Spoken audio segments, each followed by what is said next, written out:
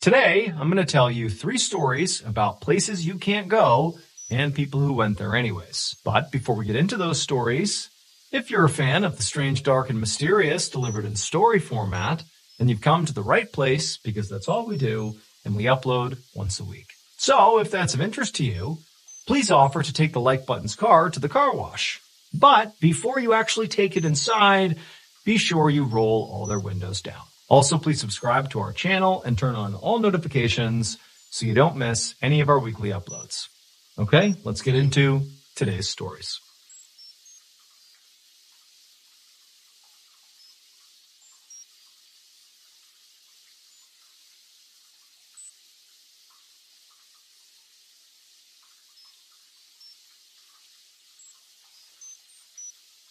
Around 10 p.m. on September 9th, 1975, a 24-year-old man named Roger Baldwin and his coworker, 29-year-old Peter Holmes, frantically crawled on hands and knees as fast as they could down a hallway towards the door of their apartment. And the reason they were crawling and not standing and walking or running is because this was no ordinary apartment. This apartment was basically like a metal box with a bunch of interconnected metal tubes that was located 200 miles off the coast of Scotland, basically out in the middle of the ocean, and it was also underwater.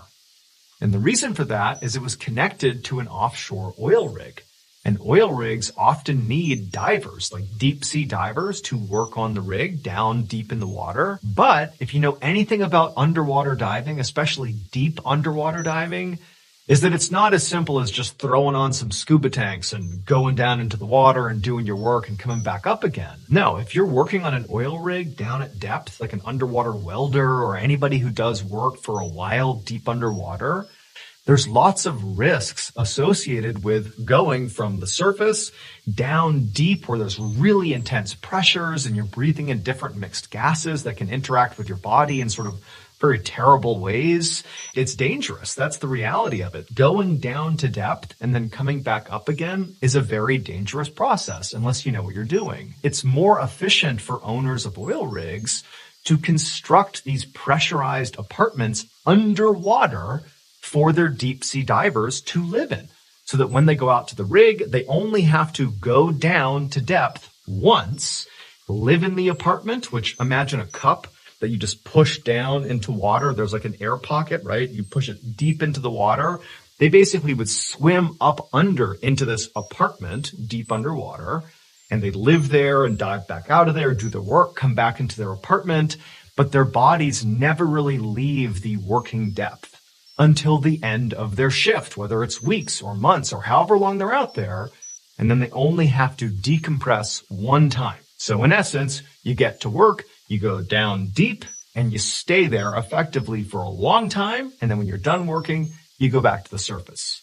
And so that's why that apartment existed. And that's sort of the setup for these two guys. They've been living underwater. But at that moment, Roger and Peter were not thinking about their diving responsibilities. They were rushing down this metal tube hallway that led to their apartment, because over the intercom, the folks on the surface, their supervisor, had communicated down to them that there was some sort of leak happening in the hallway. And so they basically had to rush into their apartment and seal the door behind them before the air basically vanished in the hallway and they suffocated. So they're crawling as fast as they can. They finally get to their apartment door. They open it up. They go inside. They shut it and they seal it.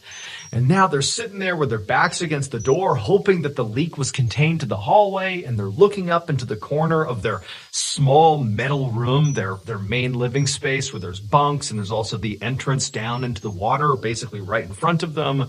And there's this camera up in the corner of this room looking down at them.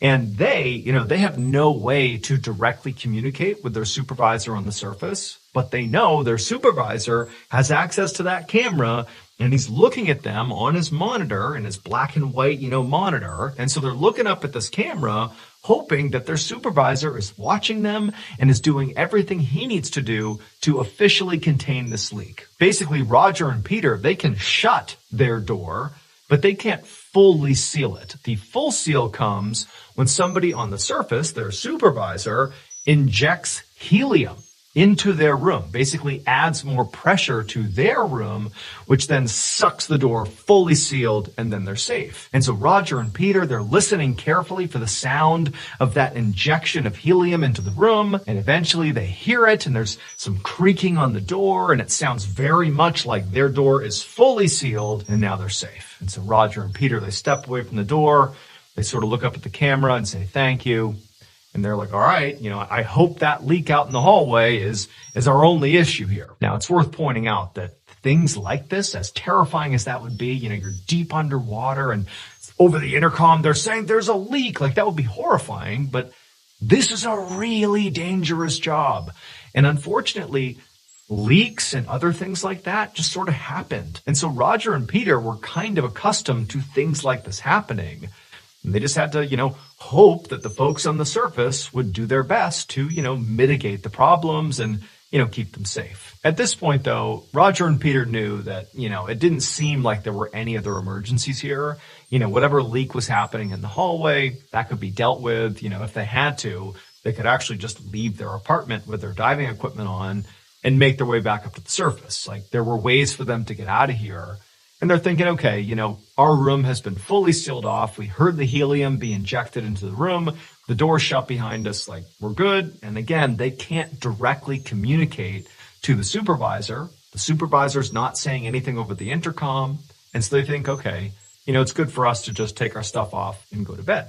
And so that's what they do. They take off their diving equipment and they climb into their beds and they turn out the lights. At the same time they were climbing into bed, their supervisor up on the surface, a guy named Reed Arnold, who'd been talking to them over the intercom, he was sitting there looking at this big control panel with all these switches and gauges and monitors that controlled their underwater apartment. And unfortunately for him, even though it did seem like the leak in the hallway was relatively contained, although it still was leaking, he was also now noticing that there was another problem that he wasn't telling Roger and Peter about yet. And that was, apparently, the door to their apartment, despite them closing it clearly and him injecting helium into the room, following all the steps, it appeared like the door somehow did not fully seal, which meant there was a slow leak. And over time, if this wasn't fixed, the pressure would drop so severely in that room that that could be fatal for Roger and Peter. Like, this is an emergency, but it's sort of a slow one. And so Reed took a minute and kind of assessed the situation. And, the only thing he could do to try to close this door to fully seal it, let's say, is to inject more helium into Roger and Peter's room. Not enough to harm them, but just enough to further push that door closed. And so he did that. He injected a little bit more helium, and he's watching the gauge of their room, become even more pressurized. But the indicator that showed whether or not the door was sealed continued to show that it was not. And so as Reed is sitting there wondering what he's going to do next, he looked over at the monitor that was the live feed into the room, where he could actually watch Roger and Peter, that camera in the corner of the room. And he sees the two men are laying in their beds, but then sort of out of nowhere, they both get up, climb off their beds, and they hustle over to the door, the leaky door, and they start trying to open it. But from the feed, as he's looking at it, it seems very apparent that they can't get the door to open. It's like it's stuck. And Reed's thinking to himself, that doesn't make any sense. I have this indication light that says the door isn't sealed. So even if it was a challenge to open the door, it's not pressure sealed. They should be able to open it. So what is going on here? And so Reed, he's beginning to panic a little bit because he just doesn't understand what's happening here. And as he's watching Roger and Peter, they go from frantically trying to open this door to almost in unison, stopping, turning around, walking over to their bunks, and then grabbing their mattresses, taking them off. And then Roger and Peter climbed on to their metal bed springs and began rolling around on the metal. Now, it's worth pointing out that there are some diving-related injuries, like from being at depth for too long or, hypercapnia, where you have too much CO2 in your system. There's a whole bunch of things that can basically mess with your mind. And so Reed's thinking, oh my goodness, something's happened that's given these guys some sort of diving-related injury. Like they're acting crazy. This must be a product of something wrong. They're breathing the wrong mixture of gas. Maybe there's too much helium. Maybe there's too much CO2. Like I don't know what's going on, but there is an issue here that's messing with their brains. Like that's the only explanation for why they could be doing something so bizarre. And so at this point, Reed decides all he can do is just continue to put more helium into that room to try to seal that door. Maybe there's some sort of toxic gas that's getting into their space that's causing them to hallucinate or go crazy or who knows what. And so he's just firing off this button, adding more and more helium into the room. And after doing this for several minutes and still watching on the monitor as Roger and Peter continue to do this weird writhing around on their bed frames, that was around the time that Reed really focused on his controls. Like, am I missing something? Is there some other indication on here that gives away what's going on here? And that's when he realized he had made a terrible mistake. It would turn out Reed had misread the control panel. There really had been a leak in the hallway, and he was right to tell Peter and Roger to rush into their apartment. But once they were inside the apartment and they shut the door, and then Reed injected helium into their room, he actually did seal that room off. There was no issue in their apartment. They were totally safe. There was no problem. He was just misreading the control panel. He thought when he saw this additional indication that, the apartment door had not sealed, that was indicative of a leak in their apartment. But no, the controls were really trying to tell him that, hey, there's still a leak in the hallway right outside of their apartment. And so basically, what Reed ended up doing by injecting more and more helium into the apartment where Roger and Peter were is he was creating a deadly pressure chamber. And the reason the men began acting the way they were is because the room was getting hotter and hotter and hotter from all this pressure. They could feel it, building inside of the space. And so they didn't know what was going on. They tried to get out, but they couldn't open the door because it was pressure sealed. And then they took their mattresses off their bed and began rolling around on the metal to try to cool down. But it was so intensely hot and it was so pressurized that you can imagine the chaos and panic these two men felt. Like, yeah, maybe theoretically they could have thrown on all their equipment and dove out of there. But you got to remember, this is happening abruptly and they're basically boiling alive. And so it's like full-blown fight or flight mode. And these men are just trying to cool down, but they can't. And so every time Reed injected more and more helium into that room, he was raising the pressure and therefore the temperature in that small space, and eventually he boiled Roger and Peter alive. In the end, the supervisor, Reed, did not actually face any criminal charges because, one, it was a genuine mistake, but two, the mistake was one that many people would have made. There was basically an issue with this control board that sort of presented problems in a sort of ambiguous way. And so it really wasn't Reed being negligent. It was just a flaw in the control panel.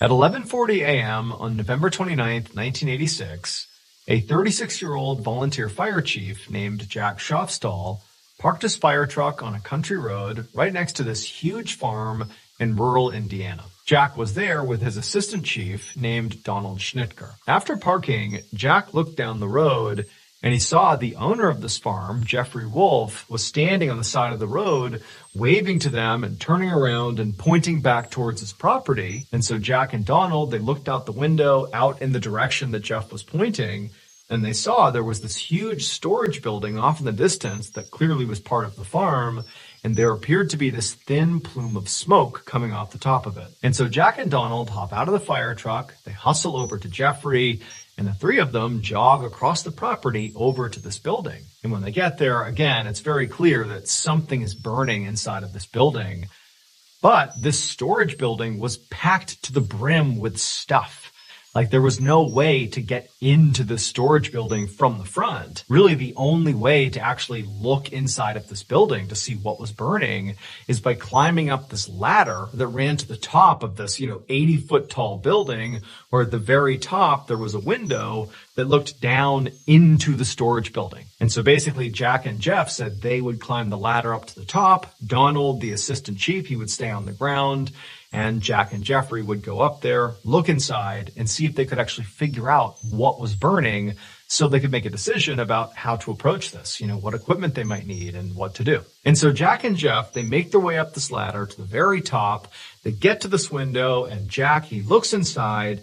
And again, it's very clear something is burning in here, but he can't tell where it's coming from. He sees smoke coming out right next to him, but it's just there's so much stuff inside of this building, you just can't tell where it's coming from. But Jeffrey clearly had placed this big piece of plywood on the very top of all the stuff inside of the storage building as sort of like a makeshift platform if you wanted to, walk inside of this building in the one area you could walk into. And so he turned to look at Jeffrey and he's like, yeah, you can stand on that. And so Jack climbed through the window. And so he gets on there. And it's kind of like he's surfing, basically balancing on the top of all this stuff, at the very top of this massive building. And he's looking around, but now Jack has a better vantage point. He's sort of more in the center of this big building.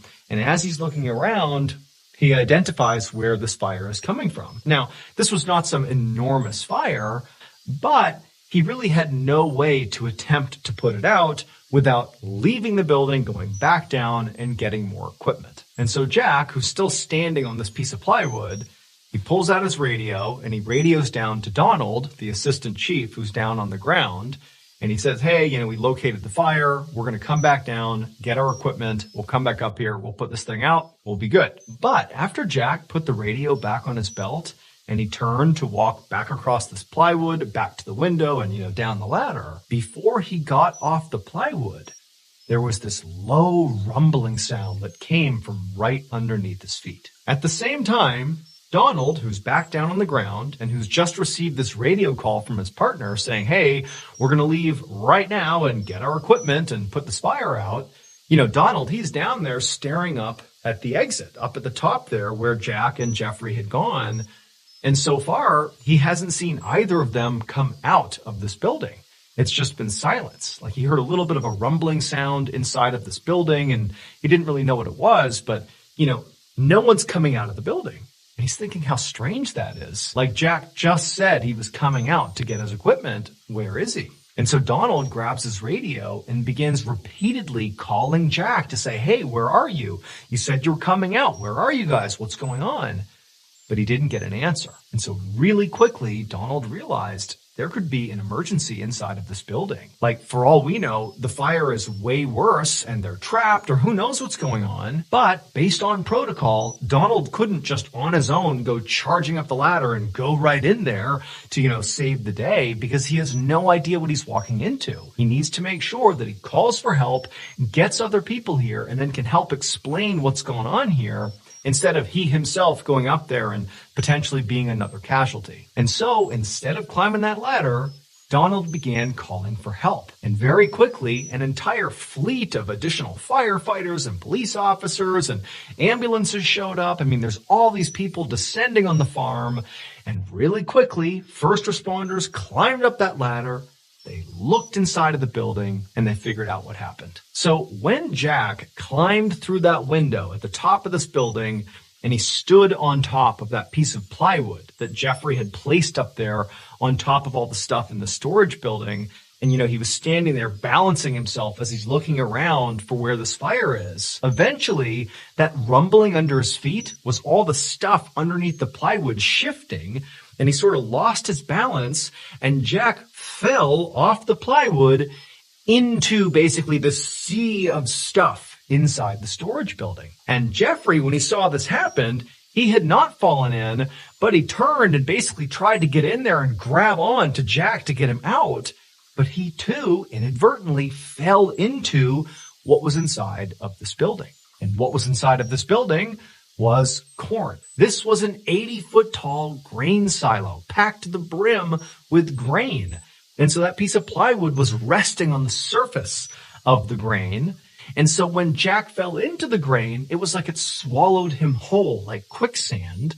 And then Jeffrey, in an attempt to save Jack, also fell in, got swallowed whole, and they disappeared and suffocated. It would ultimately take nearly 3 hours for bulldozers to basically break apart this building and sift through all the corn to finally locate Jack and Jeffrey.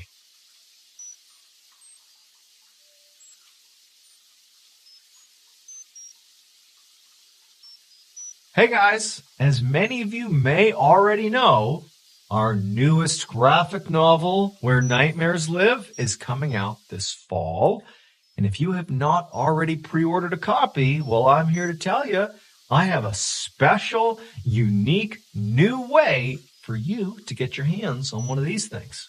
This October, you'll find me at 3 different bookstores where we will be selling hand-signed copies of this beautiful book. And also, you get to take a picture with this guy. If this sounds appealing to you, all you got to do is buy a ticket. And your ticket includes a hand-signed copy of the book and the highly coveted picture with me. The stops I'll be making are in Brookline, Massachusetts, Jersey City, New Jersey, and the Big Apple, New York City. You can see the full details of locations, times, all that on screen somewhere here, or you can just go to book.ballenstudios.com, and there for sure, there is all the information and how to buy a ticket and all that, book.ballenstudios.com. Thank you all so much for the support, and I can't wait to see you all at one of those bookstores in October.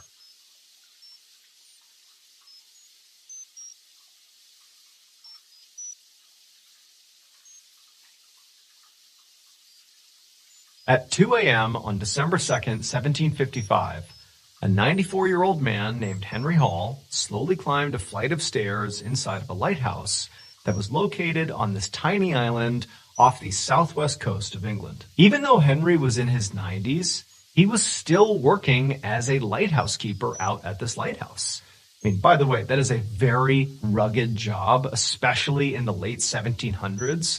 I mean, if there's ever any emergency of any kind out on this island, there's virtually no communication back and forth to the mainland, and help can't really get out to you very easily. So you're kind of on your own. I mean, lighthouse keepers at the time were sort of viewed as these very rugged, sort of survivalist types. And here's Henry at 94 years old, still doing this job. But it was because he loved it. And in fact, even to this day, he remains on record the oldest active lighthouse keeper ever. On this particular night, the other 2 lighthouse keepers that were staying on this island with Henry and working with him, they were passed out drunk in their beds. They basically had drank the whole night away, and they were out for the count. But, Henry sort of expected this. It was his job that night to do the night shift, the kind of the worst shift, if you will, where all night, every 30 minutes, he had to, 1, stay sober, and 2, hike his way up to the very top of the lighthouse and make sure the lighthouse was still emitting light. And so that's what he was doing right now. He was heading up to the so-called lantern room at the very top of the spire, the actual lighthouse. And you got to remember that this is in 1755, so this is before electricity. And so the light that was coming out of this lighthouse were literally a whole bunch of candles that were situated in this big chandelier that kind of hung down from the very top of the spire. And then above, where the candles are all resting in the chandelier, was this big dome that was the very top of the lighthouse. And the dome was lined with lead, and there was also lots of windows all around. And so the lead sort of reflected all the light and pushed all the light out all the windows. And so basically Henry's job, or any of these lighthouse keepers, when it was their turn to do this, they had to go up to the lantern room and make sure all the candles were lit. And if they weren't lit, relight them. That was basically it. Now, Henry had been checking on lighthouses for decades. Doing these every 30-minute checks of the candles was completely routine. And so Henry's making his way up, thinking nothing of it. Like, this is going to be completely mundane. I'm going to go up, check the lights, come back down. I'll do it again in 30 minutes, all night. That's all it's going to be. Doesn't expect anything to happen. But on this night, at around 2 a.m., as he's making his way up the stairs, as he's right near the top of the stairs and he's about to turn the corner and see, this big chandelier, it's called a candelabra. And right as he's turning the corner, he starts to smell smoke. And then when he turns the corner, he's looking out at this, completely lit up chandelier, the candelabra, and he doesn't see where the smoke is coming from until he looks up at the lead dome that sort of sat right above all the candles and reflected the light. And this lead dome had been here for a long time. This was an old lighthouse, and he could see there was all this buildup of soot on the underside of this lead dome from the candles being so close to it. And clearly some of the soot that was caked on the underside of this dome was starting to smolder. It was not on fire yet, but it was starting to smolder, and some smoke was filling up the lantern room. And so for whatever reason, Henry decided the best thing for him to do was to open up a window, because all the windows were shut at this point, and he's thinking, get the smoke out. So he opens up a window, but when he does, it creates a vacuum effect, and all this air gets pulled into the lantern room, and oxygen, it sort of acts as an oxidizing agent for fire. It basically accelerates fire. And so oxygen is pulled up and the dome just ignites into flames. Basically, Henry threw a lit match onto the dome. That's the equivalent of what he did. And so suddenly Henry's staring at this wall of fire on the roof of this lighthouse, and also above the lead dome, the actual structure itself of the lighthouse was wood. And so Henry has no idea what to do. He knows this is obviously a massive emergency. And so as quick as he can, he turns and goes down the stairs, down into the bunk room where his two colleagues are, who are passed out drunk in their beds. And he's trying to shake them awake and tell them we have this huge fire, but they're so drunk that they don't wake up. And so Henry's on his own. He needs to do something about this. And so he gives up on his colleagues and he starts walking back up the stairs towards this fire, and he starts making his way up the stairs. But before he reaches the lantern room, right before maybe 5-6 feet down below, still on the stairs, there was this outcropping, like a balcony that jutted outside of the actual lighthouse. And so he stepped out onto this balcony, and standing out here, now he's outside, he turned and could look up, and basically right in front of him is the roof, and it's on fire. It's like right in front of him. And out on this balcony were all these buckets that were out there to collect rainwater, because it rained a lot out here.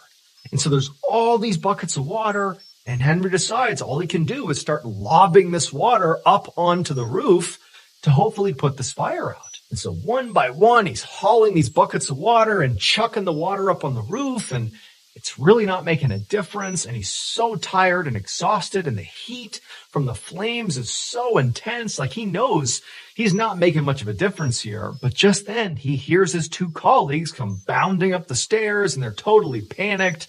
And even though they're drunk, it's clear they're kind of sobering up when they see the scene here. And so they instinctively run out on the balcony with Henry, and all three of them are now grabbing buckets, and they're looking up and they're chucking the water up onto the roof. And Henry at one point sort of positioned himself a little bit closer to the edge and was like right underneath the dome, throwing water up, and it didn't matter. It was like nothing they did could get this fire to go out. And then finally, Henry grabbed one last bucket, and with the last of his energy, he got right below the dome, sort of with his arms out in the balcony, and he looked up and he chucked the water right onto the roof. And as he did, he suddenly felt this blinding pain come over his whole body.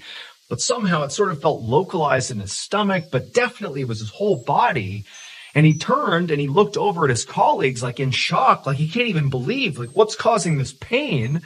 And his colleagues, they look at him and they see he's smoldering. There's smoke coming off of him. And so clearly he's on fire. And so they start taking their buckets and they're dousing Henry with water. And Henry's like, oh my God, I'm on fire. And he feels this horrible pain in his stomach. And finally he just blurts out to them, we got to get out of here. Like, leave it. We got to go. And so the three of them, they abandon the buckets, abandon the fire, and they bolt out of the lighthouse, and they make their way to a cave on the coast of this island. And there they stayed in this cave overnight as their lighthouse burned to the ground. And all night, Henry, even though now, the fire that had begun on his clothes, it had obviously been put out, but he still had this awful pain that really felt localized in his stomach. It was like this burning, awful pain. And he just couldn't figure out, like, what is that? Is it from being on fire? Was I not aware of how long I was on fire for? Is this just like the result of an extreme burn? Is this smoke inhalation? Like, he didn't know, but he was just happy to be alive. And finally, the sun came up the next morning, and these three men are huddled in this cave. And luckily, there was a ship on the horizon that spotted this smoldering ruin of the lighthouse. And they came in, they scooped the three men up, and they brought them back to mainland England. Once they arrived in England, Henry's two younger co-workers made sure to help get Henry to his home. And then when he was there, they called for a doctor because Henry was still complaining about this really intense feeling in his stomach. And just obviously the fire had really taken a toll on him. And so the doctor shows up and they perform an examination on Henry. And they see that, yes, you do have significant burns on your body. Clearly, you were at one point on fire. And, to Henry, he couldn't quite believe it because, his memory of the night was just, throwing water up on the roof and being so frustrated. Like, he didn't even realize it that at some point he'd been on fire. It was just all of a sudden he had this sudden blinding pain. And before long, he had been doused with water and that was it. But he still just had this awful pain in his stomach. And the doctor told him, look, I don't know exactly what that pain is from, but very likely when you were on fire / when you were right near the fire, you were inhaling a lot of smoke. And that can absolutely cause a really intense burning sensation in your lungs. And so just apply this ointment to your burns, take care of your burns, and eventually your burns will heal. And that feeling in your gut, like in your core from the smoke inhalation, will pass. And so for the next several days, Henry did as the doctor ordered. He applied his ointment to all of his burns. He rested and just drank lots of water and just basically waited for all these pains and ailments to go away. But over the coming days, he didn't get better. He got worse. Not only would that pain in his stomach just not go away, but also he developed a really bad fever. And then finally, 12 days after the fire, Henry died. Now, on one hand, Henry's death was really not shocking. I mean, he was 94 years old.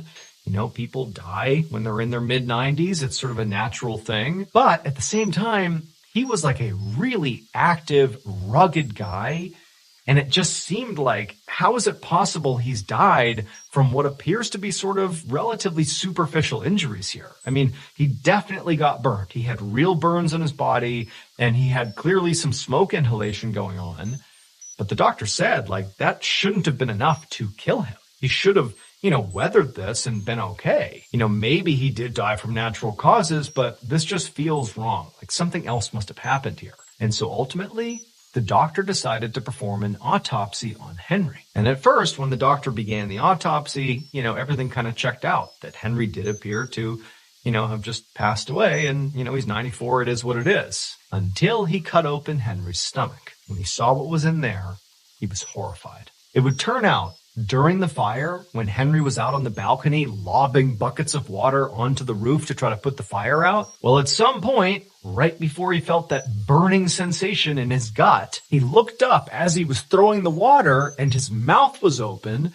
And at the same time he did that, a piece of molten lead from the dome that was on fire dripped down and fell into his mouth, and he swallowed it. A 4-inch piece of molten lead landed in his gut, destroyed his stomach, and then cooled and hardened in his stomach. That was the pain he was feeling. And then he also caught on fire about at the same time. And so in the chaos of the moment, despite this blinding pain he's feeling in his stomach, everybody else is looking at him saying, oh my gosh, you're on fire. That's what the problem is. They douse him with water. And even after he's had the flames extinguished and he's complaining of this pain in his stomach, no one's thinking it can be anything other than the fact you were just recently on fire. That's got to be it. Smoke inhalation, connected to your burns, whatever it is. No one's thinking it could be anything else. Today, that same piece of lead is actually on display at the National Museum of Scotland.